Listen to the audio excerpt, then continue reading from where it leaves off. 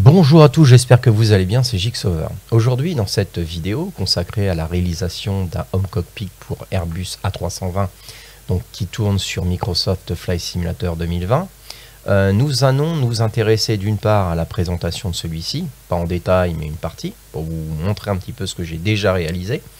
Et d'autre part, nous allons nous intéresser à comment je fabrique un élément sur ce Home Cockpit. Allez, un petit tour d'horizon et c'est parti, je vous montre ça en détail. Dans la précédente vidéo, je vous ai déjà montré dans cette partie.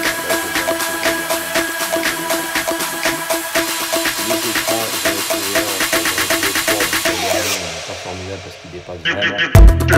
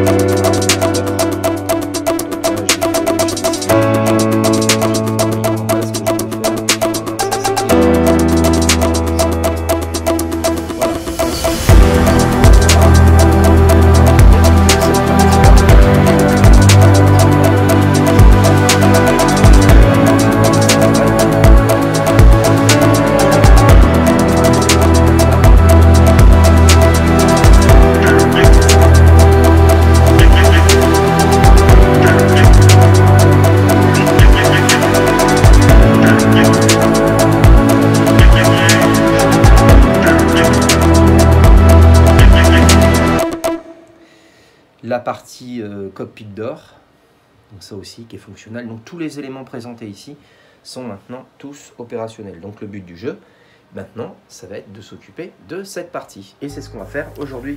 Donc pour la réalisation des pièces, parce que pour les imprimer en 3D, il faut bien évidemment les dessiner, les modéliser. Donc il existe différents outils pour ce type d'action de modélisation. Ensuite, qu'est-ce que je fais? Donc, je crée toutes mes esquisses. Donc, on voit les esquisses qui ont été créées pour cette partie-là.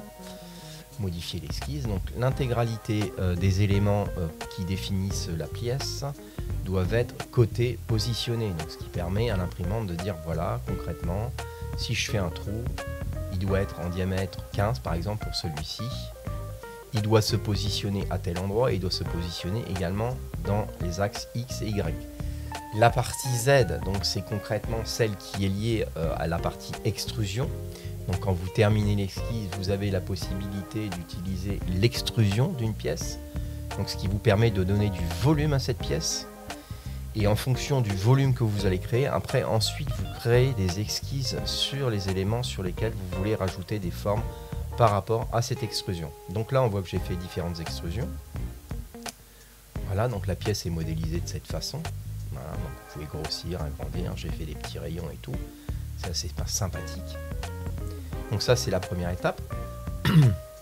Quand je veux voir ce que j'ai fait dans une extrusion, je vais ici, modifier la fonction, et là on voit que j'ai mis une fonction de moins de 5 par rapport à mon origine, tout simplement. Voilà, je fais escape, voilà. L'autre extrusion, je suis parti ici, modifier la fonction, voilà. Donc là, on voit qu'on a une autre extrusion qui a été faite. Escape, voilà. Alors ce qui permet de donner du volume, là, parce qu'on voit là, donc c'est toute cette partie-là, elle aurait pu être extrudée. J'aurais pu remettre du volume ici, vous voyez. Hein, donc c'est très simple, j'aurais dû faire concrètement ça, puis dire bah ça tu me le remontes de temps. Vous voyez. Hop, je remonte ma pièce si j'avais voulu faire une pièce comme ça. Voilà, donc là on fait escape, on va pas la créer, c'est pas le but du jeu. Voilà déjà la première étape qui consiste à modéliser sa pièce. Une fois que vous avez modélisé votre pièce, rien de plus simple. Vous allez avec l'outil ici, impression 3D, vous sélectionnez l'élément que vous voulez imprimer, vous faites OK et là vous voyez votre pièce qui va aller sur l'utilitaire Cura.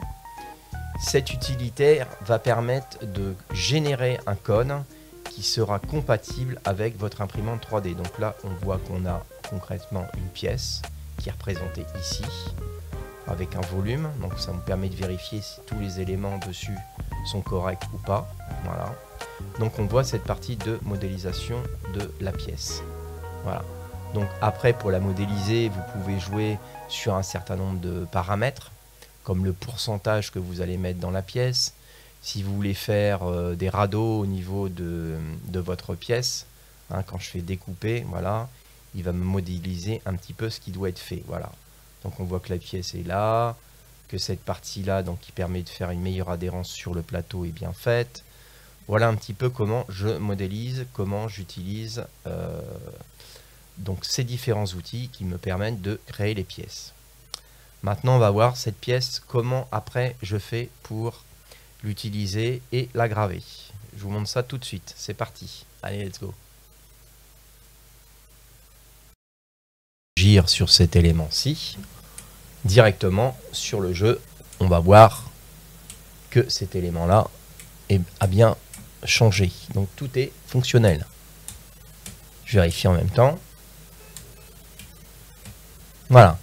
Donc ça, bien évidemment, comme les écrans sont gérés sur le simulateur, on va se retrouver à pouvoir avoir les mêmes affectations d'écran par le biais d'un logiciel que je vous ai déjà présenté qui est SpaceDex, qui me permet de déporter mes écrans en réseau et non pas avec un câble ou différents câbles HDMI qui partiraient de mon ordinateur. Donc ce PC sera utilisé principalement pour concrètement afficher les informations de Flight Simulator par le biais du réseau. Voilà. Donc c'est pas l'objet de la vidéo, mais bon, je vous le redis, n'hésitez pas à aller voir la vidéo consacrée à l'utilisation de SpaceDex qui vous permet de déporter vos écrans sur Microsoft Flight Simulator avec un PC de faible capacité. Ensuite, concrètement, pour ce faire, j'ai utilisé donc Mobifly, que vous connaissez déjà parce que je vous l'ai déjà présenté. Et pour certains instruments ou certaines parties du simulateur, je suis obligé de mettre des Arduino affectés pour un certain nombre d'instruments. Parce qu'il y en a certains où vous avez énormément de câbles dessus, de branchements, comme vous pouvez le voir sur celui-ci. On a une tonne de branchements, encore celui-ci ça va. Mais concrètement, si je les avais tous mis, si j'en mettais d'autres dessus, mon Arduino serait vite bien rempli. Donc voilà, on voit un petit peu comment j'ai fait pour mettre mes boutons. Je ne sais pas si vous le voyez parce que là, j'ai pas de retour. Voilà, donc là, voilà un petit peu le truc. Donc pour ce faire, qu'est-ce que j'ai fait? J'ai créé, donc j'ai affecté donc cet Arduino avec le nom Switching, donc Switching Panel. Et sur Switching Panel, j'ai déclaré un certain nombre d'éléments. Donc là, tout simplement, le bouton rotatif que vous voyez ici avec 3 positions, concrètement, c'est comme si vous aviez 3 interrupteurs. C'est pas quelque chose où on va jouer avec une valeur de potentiomètre, c'est concrètement 3 interrupteurs. Donc c'est-à-dire que pour un bouton, vous lui affectez déjà 3 éléments. Donc là, on voit le premier qui correspond à celui-ci, le milieu de celui-ci et cette partie-là. Donc voilà, donc là, ça, je lui ai affecté une affectation au niveau des pins. Donc 26, 27, 28, j'étais comme ça dans la continuité des éléments. Ça, c'est une chose. Ensuite, vous cherchez votre module, vous pouvez directement, voilà, tout simplement, et vous allez retrouver de suite. Donc là, iCamlen, parce que j'ai essayé de remettre d'autres choses dessus. Pour bénéficier donc de cet Arduino, j'ai branché d'autres éléments dessus. Donc ce n'est pas forcément très intelligent, mais bon. Ça me permet de faire des tests sur un seul et unique Arduino. Et ensuite, je rebascule sur d'autres Arduino. Voilà, parce que là, on voit qu'on a des LED. Et c'est normal parce qu'on est dans la fonction output. Donc là, si je vais sur input, je sélectionne mon module, je les classe. Et là, on voit toute la partie donc, qui nous intéresse, c'est-à-dire celle-ci. Donc les fonctions que j'ai affectées pour cette première commande, on va aller dessus. Voilà, on voit concrètement que le module que j'utilise, c'est le switching. Que ce qui a été programmé, c'est device, ATT, HDG, FO que j'ai mis au préalable dans la fonction Mobifly ici. Ensuite, j'ai mis on press, on relays. Voilà, on press, on relays. Et là, on voit qu'il y a, par rapport à la mise à jour, d'autres fonctions qui ont été rajoutées sur Mobifly que je découvre en même temps que vous parce que je viens de faire la mise à jour. Donc en gros, il y a on press et on relays. Donc on relays, là, j'ai rien mis. Par contre, si je presse dessus, j'ai cette fonction-là. Voilà, donc la fonction, on la voit ici. Phoenix à 320, switching ATT, HDG, Knob, FO. Voilà, first officer. Voilà. Si je vais sur l'autre variable, hop, je vais ici. Donc celle qui va correspondre à ce module-ci. Donc là, on est bien donc toujours sur notre switching. On va prendre la variable qui nous intéresse. On va affecter cette variable-là. Et on press, on va faire cette fonction-là.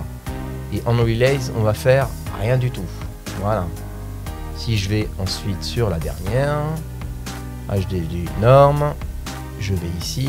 Donc là, on voit précondition, il n'y en a pas. Input. On press, on a mis cette fonction-là. Setting, ATT, HDG, knob normal. Voilà. Donc une fois que la pièce a été réalisée, imprimée, donc un petit coup de ponçage pour lui donner un aspect un petit peu plus sympathique et un petit peu plus propre, on va utiliser donc maintenant non pas une imprimante 3D parce que la pièce est imprimée, mais on va utiliser un laser. Donc ce laser va me permettre de retirer la partie superficielle de la peinture qui a été faite au préalable sur cette pièce et de pouvoir donc justement graver les informations. Donc là on a des polices d'écriture, on a des positionnements également, vous avez les X et Y qui sont indiqués pour chaque écriture. Donc vous définissez l'endroit où vous voulez graver votre pièce. Donc ça vous fait un aspect super sympathique. Sur ce logiciel Lightburn, on travaille avec des couches et sur ces couches on va définir des éléments. Que ce soit des éléments pour faire des lignes ou des éléments pour faire du remplissage, c'est-à-dire de la gravure pure et dure. Les lignes vont permettre par exemple de découper ou autre, ou de tracer des choses, mais là le remplissage va remplir l'intégralité donc de mon écriture pour que ça fasse quelque chose de propre. Parce que si vous imaginez, si je fais des lignes, je vais retrouver avec un aspect où on aura exactement ça. Le remplissage, lui, va vous permettre concrètement de remplir, donc de passer le laser sur l'intégralité de cette surface. C'est-à-dire que tout ça, ça va être rempli. Donc pour ce faire, on est ici, et là on voit les différents éléments. Alors c'est comme des calques, c'est des couches. C'est-à-dire qu'on peut définir une couche. C'est-à-dire que si je vais ici, je vais cliquer sur cette couche, on la voit ici, et j'aurais pu lui affecter remplissage par exemple, pourquoi pas. C'est pas le but du jeu. Ensuite, quand on est là-dessus, ce que je fais, c'est que généralement, j'ai imprimé ma pièce est peinte, je la positionne à blanc en ayant fait concrètement quelque chose sur du papier, donc d'une part pour la positionner, et d'autre part pour voir un petit peu ce que ça va faire au niveau du résultat final. Une fois que ça c'est fait, les lignes, je les supprime, c'est-à-dire que je ne vais pas repasser une couche de ligne dessus, et je vais laisser actif que la partie remplissage donc de cette pièce. Donc tout ce que vous voyez en bleu ici va être utilisé donc par le graveur laser. Écoutez, j'espère que le contenu de cette petite vidéo relative à la réalisation du switching panel pour mon Home Cockpit d'Airbus A320 fonctionnant sur Mobifly et Microsoft Flight Simulator 2020 vous aura plu. Sur ce, n'hésitez pas bien évidemment à vous abonner, à lâcher un petit pouce bleu et de mettre des commentaires sur cette vidéo si celle-ci vous a plu ou pas. Voilà, c'était Jigsaw, je vous dis à plus dans une future vidéo. Allez, ciao!